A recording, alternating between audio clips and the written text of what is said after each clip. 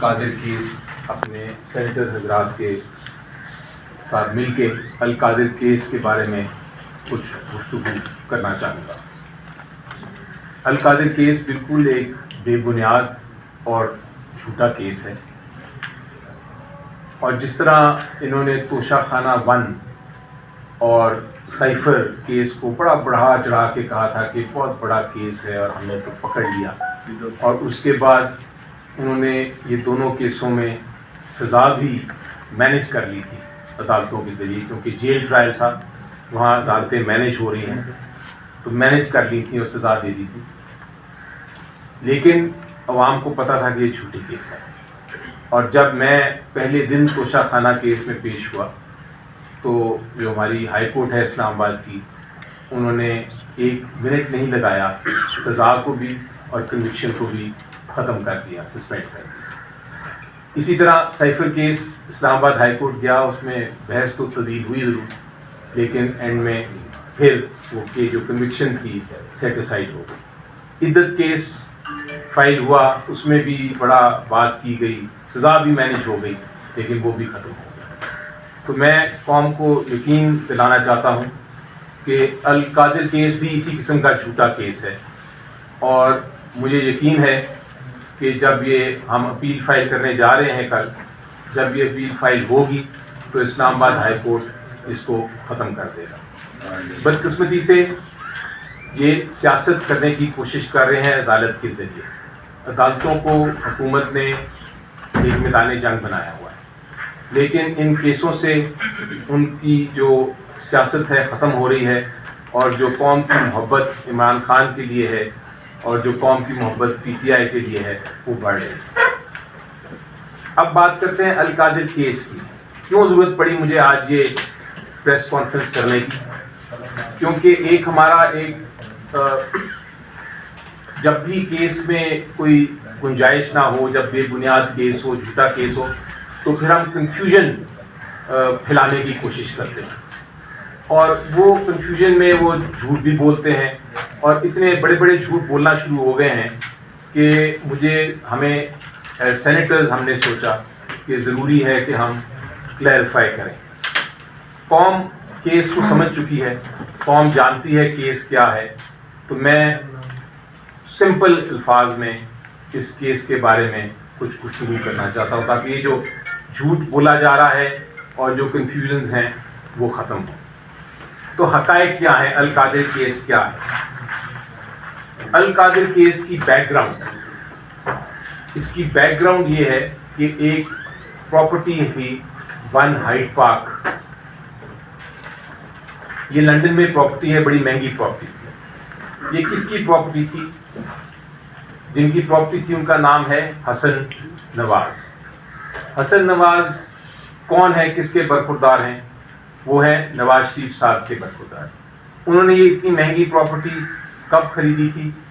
وہ تب خریدی تھی جب پرائم منسٹر تھے نواز شریف صاحب۔ تو سب سے پہلے تو سوال یہ پوچھنا چاہیے تھا نیب کو کہ یہ پراپرٹی کس پیسے سے خریدی گئی، کیسے خریدی گئی، لیکن نیب نے اس چیز کو بالکل ہی سائڈ پہ کر دیا۔ اب ہوا یہ کہ یہ جو 1 ہائیڈ پارک پراپرٹی تھی حسن نواز سے، یہ ملک ریاض صاحب اور ان کی فیملی نے خرید لی، اور خرید کے اس کو آگے بیچ دیا۔ کہا جاتا ہے، نیب نے یہ الزام لگایا ہے کہ 190 ملین پاؤنڈز کی یہ بیچی، اور یہ 190 ملین پاؤنڈ ان کے مختلف اکاؤنٹس میں آ گیا۔ اب ایک ایجنسی ہے انگلینڈ کی، اس ایجنسی کا نام ہے NCA۔ NCA کا کام یہ ہے کہ اگر کوئی چوری کا پیسہ ہو تو وہ اس کو کنفسکیٹ کر لیتے ہیں، انویسٹیگیٹ کرتے ہیں، انکوائر کرتے ہیں، اور اس کے بعد اگر پتہ چلے کہ یہ چوری کا پیسہ ہے تو اس کو پھر وہ ضبط کر لیتے ہیں، اس پیسے کو کنفسکیٹ کر لیتے ہیں۔ تو NCA کو لگا کہ یہ جو 190 ملین پاؤنڈ آ رہا ہے ملک ریاض اور ان کی فیملی کے اکاؤنٹس میں، یہ ان کو شک ہوا کہ یہ چوری کا پیسہ ہے، تو انہوں نے فریز کر دیا، اور اپنی ایک انکوائری شروع کر دی۔ اب جب انکوائری کی تو انکوائری کے بعد ان کو یہ پتہ چلا کہ کوئی ہمارے پاس ثبوت نہیں ہے کہ یہ پیسہ چوری کا ہے، تو انہوں نے NCA نے اور ملک ریاض صاحب اور ان کی فیملی نے ایک سیٹلمنٹ کر لی. وہ جو سیٹلمنٹ ہے اس کی تاریخ بڑی ضروری ہے، اس کو کہتے ہیں فریم ورک ایگریمنٹ، اور وہ 6 نومبر 2019 کو یہ ایگریمنٹ سائن کی گئی. اس میں حکومت پاکستان یا عمران خان صاحب کی کابینہ کا کوئی ڈی فریز کر دیا یہ پیسہ، اور وہ ڈی فریز کی ڈیٹ بھی اہم ہے، وہ ہے 22 نومبر 2019 کو. تو 6 نومبر کو ایگریمنٹ ہوئی اور 22 نومبر 2019 کو انہوں نے یہ پیسہ ڈی فریز کر دیا. اب UK کے قانون کے مطابق آپ اگر یہ چوری کا پیسہ ہو تو آپ ڈی فریز نہیں کر سکتے، آپ کو یہ ضبط کرنا ہے. جب یہ ڈی فریز کیا NCA نے تو اس کا مطلب یہ ہوا کہ یہ چوری کا پیسہ ان کے مطابق نہیں تھا. اور اس کے بعد یہ 22/11/2019 کے بعد یہ پیسہ جو تھا 103 ملین پاؤنڈ جو تھا وہ ملک ریاض صاحب نے سپریم کورٹ کے اکاؤنٹ میں ڈال دیا. یہ کب ڈالا؟ 29/11/2019 کو. سو 6/11/2019، 22/11/2019 اور 29/11/2019 جب یہ پیسہ آ گیا، اس وقت تک کوئی کابینہ کا ججمنٹ یا فیصلہ یا کابینہ کا کوئی تعلق واسطہ نہیں تھا اس سے. یہ بڑی اہم چیز ہے جس پہ جا کے میں آگے مزید بات کرتا ہوں. اب یہ جب ہوا تو یہاں ایک سیکنڈ کے لیے رک جائیں. اب آ جاتے ہیں نیب کے کیس پہ. نیب کیا کہتا ہے؟ نیب یہ کہتا ہے کہ یہ جو 190 ملین پاؤنڈز ہیں یہ اصل میں چوری کا پیسہ ہے، اور چونکہ یہ چوری کا پیسہ ہے اس لیے حکومت پاکستان کا اس پہ حق ہے. اور عمران خان صاحب کی کابینہ نے یہ فیصلہ کیا کہ یہ ڈی فریز کیا جائے، اور عمران خان صاحب کی کابینہ نے یہ فیصلہ کیا کہ یہ پیسہ جو ہے یہ سپریم کورٹ کے اکاؤنٹ میں آئے. یہ ہے الزام. تو امارت جو کھڑی کی ہے پورے کیس کی، اور یہ میں بطور وکیل بھی آپ کو بتا رہا ہوں کہ پورا کیس ہے نیب کا القادر کیس، وہ یہ ہے کہ یہ پیسہ جو ہے یہ چوری کا پیسہ ہے. پورا کیس فاؤنڈیشن اس کے اوپر جو نیب کی پروسیکیوشن ہے اس کے اوپر بیسڈ ہے، اور ججمنٹ بھی اسی کے اوپر بیسڈ ہے کہ یہ چوری کا پیسہ ہے. اب چوری کے پیسہ ہوا میں تو آپ نہیں کہہ سکتے کہ یہ چوری کا پیسہ ہے. چوری کا پیسہ ثابت کرنے کے لیے آپ کو کوئی عدالتی فیصلہ چاہیے، یا پاکستان کی عدالت کا یا باہر کی عدالت کا جو یہ کہے کہ چوری کا پیسہ ہے اور یہ حکومت پاکستان کا پیسہ تھا. لیکن اس کے برعکس ہم نے دیکھا کہ فریم ورک ایگریمنٹ جو کی 6 نومبر 2019 کو NCA نے یہ فیصلہ کیا کہ چوری کا پیسہ نہیں ہے، اس لیے اس کو ڈی فریز کر دیا. جو ڈی فریزنگ آرڈر ہے وہ 22/11 NCA نے پاس کیا، اور اس کے بعد جو 103 ملین آنے کی اجازت دے دی پاکستان، وہ بھی جو NCA نے کیا اس سے ظاہر ہوتا ہے کہ یہ چوری کا پیسہ نہیں ہے. اب آپ ججمنٹ دیکھیں، ایک ججمنٹ بھی آ گئی سپریم کورٹ آف پاکستان کی، اور ایک ججمنٹ آ گئی اس کے بعد انگلینڈ کی ہائی کورٹ کی. ان ججمنٹ میں بھی یہ فیصلہ کیا ہے کہ یہ پروسیڈز آف کرائم نہیں ہے، یعنی کہ چوری کا پیسہ نہیں ہے. لیکن سب سے ضروری چیز جو میں پیش کرنا چاہتا ہوں وہ ہے آپ کی سٹیٹمنٹ. جو نیب کا جو مین وٹنس آیا ٹرائل کورٹ میں وہ کیا کہتا ہے اس کے بارے میں. PW35 ان کا جو انویسٹیگیٹنگ افسر ہے وہ کیا کہتا ہے. سب سے اہم اور سب سے ضروری جو ڈاکیومنٹ ہے وہ میں آپ کے سامنے پڑھنا چاہتا ہوں. اگر آپ یہ دیکھیں، یہ میرے سامنے ڈاکیومنٹ ہے. وہ کہتا ہے، یہ اوتھ پہ کہہ رہا ہے ٹرائل کورٹ میں، there is nothing on record of this reference that Malik Riaz or Ali Riaz, both co-accused, had been convicted in any criminal case. So وہ کہتے ہیں جب ان سے پوچھا گیا کراس ایگزامینیشن میں کہ بھئی یہ پروسیڈز آف کرائم ہے، کوئی کنوکشن ہے اس کی، جو پروسیڈز آف کرائم بنتے ہیں کہ جرم کا پیسہ ہے، تو آئیو صاحب کہتے ہیں ایسی بات نہیں ہے, کوئی چیز ریفرنس پہ ریکارڈ نہیں ہے, وہ یہ اس کو مانتے ہیں. اس کے آگے کیا کہتے ہیں وہ اسی کراس ایگزامینیشن میں وہ کہتے ہیں as per record collected by me during investigation, there is no report by Financial Monitoring Unit approving any action against any transaction in the above said accounts. یعنی وہ کہتے ہیں کہ کوئی رپورٹ بھی نہیں ہے انویسٹیگیٹنگ یونٹ کی, نیب کی, کسی اور کی, کہ یہ اکاؤنٹس جو ہیں اس میں کوئی سسپیشس ٹرانزیکشن ہو رہی ہے. آگے کہتے ہیں I do not know as to whether any reference was filed by NAB under any Anti-Money Laundering Act 2010. کہتے ہیں کوئی ریفرنس بھی نہیں فائل ہوئی اس پیسے کے بارے میں کہ یہ چوری کا پیسہ ہے. I do not know as to whether any court of law in Pakistan declared the aforesaid amount as proceeds of crime for any offense. کہتے ہیں کسی عدالت نے یہ نہیں کہا کہ I have not seen the settlement agreement, hence I cannot say whether it was right or wrong.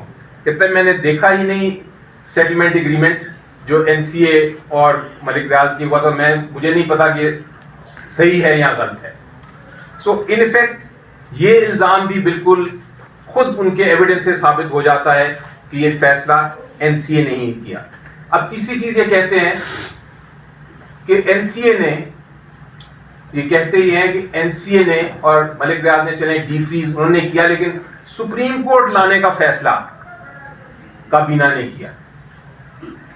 اب میں نے آپ کو دکھایا کہ پیسہ سپریم کورٹ میں 103 ملین پاؤنڈز تو کابینہ کے فیصلے سے پہلے ہی آ گیا تھا.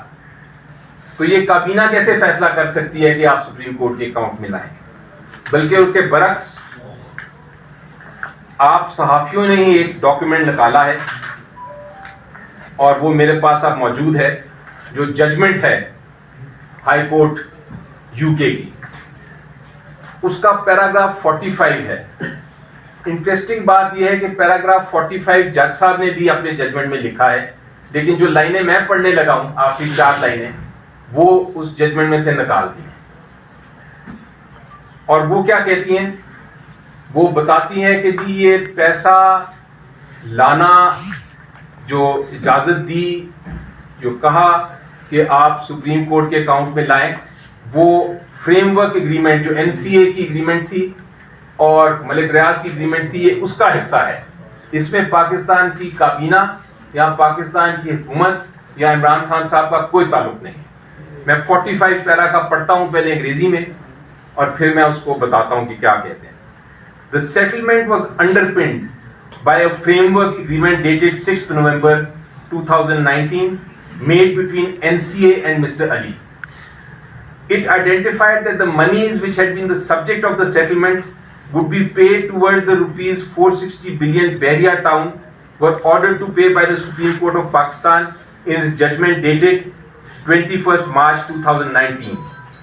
As a result of this agreement, the AFOs were subsequently set aside by the agreement. So یہ کہتے ہیں کہ جو فریم ورک ایگریمنٹ اگری ہوا تھا اس کے تحت پیسے نے اجازت لے لی تھی انہوں نے کہ ہم پیسہ نکال کے اپنے اکاؤنٹ سے سپریم کورٹ کے اکاؤنٹ میں ڈالیں گے.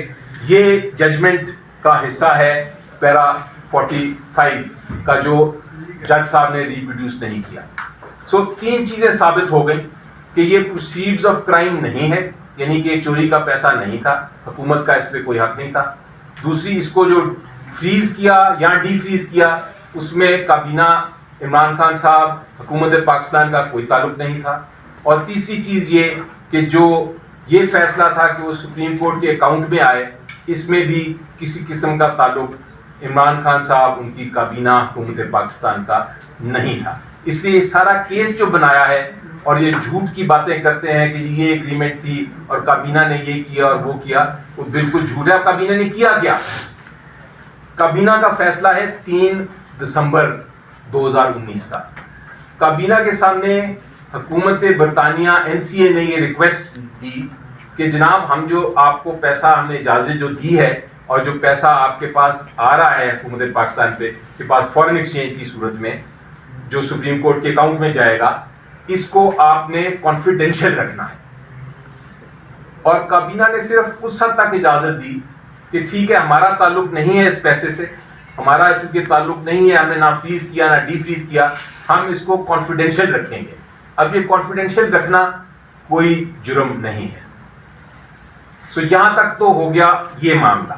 اب تیسری بات, ایک اور عجیب و غریب بات کرتے ہیں, اور وہ کہتے ہیں کہ جناب اس کا فائدہ جو ہوا, ملک ریاض صاحب نے فائدہ عمران خان صاحب اور مسز عمران خان کو دیا, اور فائدہ اس طرح دیا, وہ کہتے ہیں کہ ڈونیٹ کیا انہوں نے القادر ٹرسٹ کو لینڈ اور بلڈنگ. اب ہم سب کو پتہ ہے کہ ڈونیشن دینا کسی طرح, وہ جو ٹرسٹی ہوتے ہیں یہ ان کو کوئی فائدہ نہیں ہوتا.